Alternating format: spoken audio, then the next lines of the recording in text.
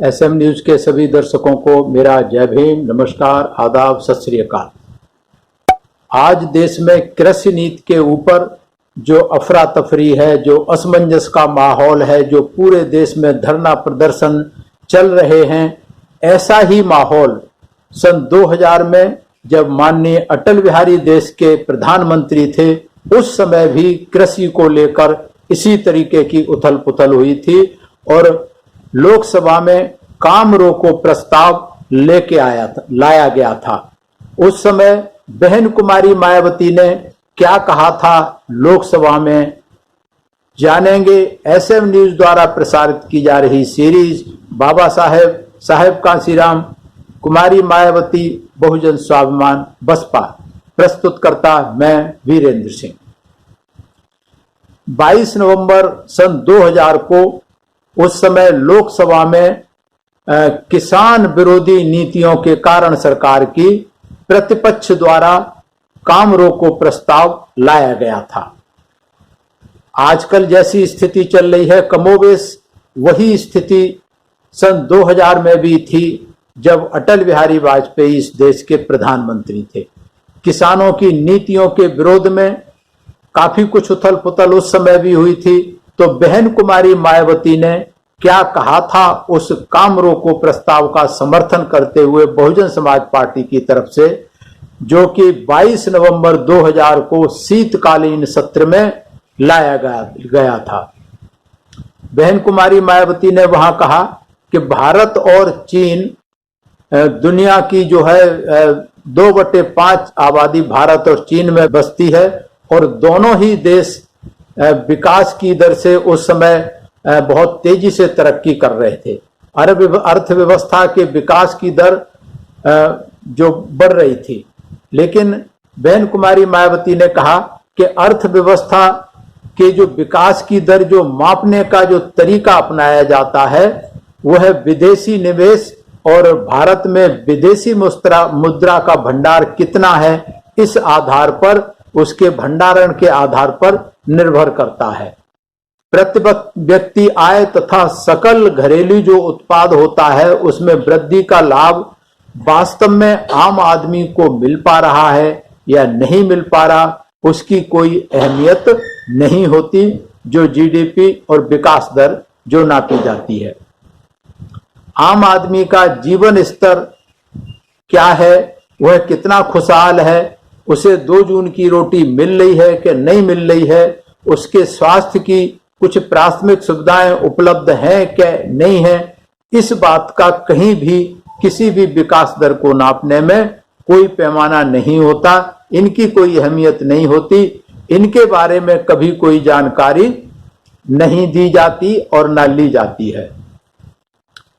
राष्ट्रीय जो विकास दर है वो सभी चीजों का राष्ट्रीय स्तर पर निकाल करके उसका औसत के आधार पर निकाली जाती है। हर चीज औसत के आधार पर माप ली जाती है, जो कि सही माने में वास्तविकता से बहुत दूर होती है और भ्रामक होती है। जैसे प्रति व्यक्ति आय है, पूरे भारत में नाप ली, एक व्यक्ति की आय तो 50 रुपए महीने है और एक व्यक्ति की आय 5 लाख रुपए महीने है। और अगर औसत निकाला जाए तो औसत तो कई हजारों में आ जाएगा, 20,000 रुपए या 50,000 रुपए प्रति व्यक्ति औसत आय आ सकता है।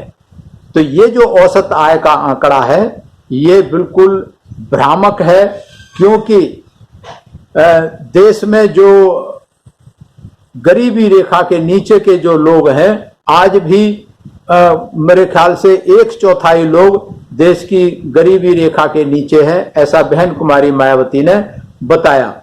और भारत में जो गरीबी है उसका मापने का कोई तरीका नहीं है। भारत की तरक्की का जो मूल मंत्र है वो छोटे छोटे साधनों का बड़े पैमानों पर इस्तेमाल करके भारत की अर्थव्यवस्था को मजबूत बनाया जा सकता है, लेकिन सरकारें इस तरफ कोई ध्यान नहीं देती, क्योंकि भारत की जो अर्थव्यवस्था है वो कृषि पर आधारित है। कृषि पर आधारित है। बहुसंख्यक लोग या तो कृषि छोटे किसान हैं या कृषक मजदूर हैं, तो वो कृषि के ऊपर ही ज्यादा डिपेंड करती है पूरी अर्थव्यवस्था। और सरकार को कृषि की तरफ ध्यान देना चाहिए, क्योंकि कृषि का मामला सीधे सीधे देश हित से और राष्ट्र हित से जुड़ा हुआ है। लेकिन सरकार जो समस्याएं बनाती है, उदाहरण के तौर पर बहन कुमारी मायावती ने बताया कि यहाँ सिर्फ कृषि मंत्रालय के मंत्री आए हुए हैं, जबकि किसानों की समस्याएं केवल कृषि मंत्रालय से नहीं जुड़ी, और भी संबंधित कई सारे मंत्रालय हैं जिनसे भी किसानों की समस्याएं जुड़ी होती हैं। लेकिन उन मंत्रालयों से संबंधित मंत्रालयों के मंत्री भी इस काम रोको प्रस्ताव में सरकार के इसमें लोकसभा में आने चाहिए थे, जो कि नहीं आए। भारत चूंकि एक कृषि प्रधान देश है, इसलिए सरकार की ये जिम्मेवारी बनती है कि वो किसानों के हित में काम करे, जो कि ज्यादातर सरकारें नहीं करती। किसानों की समस्या जो सरकारें नीति बनाती हैं, किसानों की नीति बनाती हैं, वो किसान के हित की कम उसमें ध्यान रखा जाता है। उसमें अपने पार्टी के हित का वो ज्यादा सोचते हैं कि भाई पार्टी का हित इसमें किस तरीके से हो सकता है। बहन कुमारी मायावती ने यूपी का उदाहरण दिया कि उत्तर प्रदेश में भी जब बीजेपी की सरकार थी तो गन्ना किसानों की बहुत ही दुर्गति हुई थी। क्यों हुई थी? क्योंकि जो सरकारी चीनी मिलें थी वो सरकार ने, बीजेपी की प्रदेश सरकार ने औने पौने दामों पर बेच दी गई थी। तो जो गन्ना उत्पादन हुआ था उसको कोई पूछने वाला नहीं था। बहुत ही बुरी स्थिति उत्तर प्रदेश में गन्ना उत्पादकों की रही है। उसी तरीके से उत्तर प्रदेश में आलू का बहुत भारी तादाद में उत्पादन होता है, लेकिन आलू का उत्पादन करने वाले किसान भी हमेशा असमंजस में रहते हैं, दुखी रहते हैं कि उनको उसका मूल्य मिलेगा या नहीं मिलेगा। अक्सर ये होता है क्योंकि उत्तर प्रदेश में अभी भी कोल्ड स्टोर की बहुत कमी है, सरकार कोई उस पर ध्यान नहीं देती है, और जिस कारण जब फसल आती है तो कई बार वहां खेतों में ही पड़ी सड़ जाती है, और जो कोल्ड स्टोर में भी रखी जाती है तो दाम इतने कम हो जाते हैं लोकल लेवल पर कि वहां कोल्ड स्टोर में रखे रखे सड़ जाती है। क्योंकि सरकार की कोई ऐसी नीति नहीं है कि किस तरीके से एक तरफ तो आलू सीजन में 50 रुपए किलो बिक रहा होता है, तो दूसरी तरफ जहां पैदा होता है वहां 1 रुपए किलो भी कोई खरीदने वाला नहीं होता।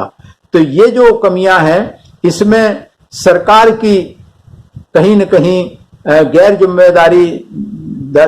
जिम्मेदाराना नीति है, क्योंकि सरकार इन चीजों का ना तो त्वरित तेज मतलब फास्ट उसका ट्रांसपोर्ट की व्यवस्था है कि ऐसी चीजों को सब जगह पहुंचाया जाए जहां से पैदा हो रही हैं। और ऐसा अक्सर होता है कि देश में कहीं तो टमाटर कोई उठाने वाला नहीं है और कहीं टमाटर 100 रुपए किलो बिक रहा है। तो ये सिर्फ इसलिए है क्योंकि सरकार की ये जिम्मेदारी बनती है कि सरकार किसानों को ऐसा तीव्र संसाधन जुटाए ले जाने के लिए, ताकि फसल को एक जगह से दूसरी जगह जल्दी से जल्दी तेजी के साथ वहां ले जाया जाए और पहुंचाया जाए।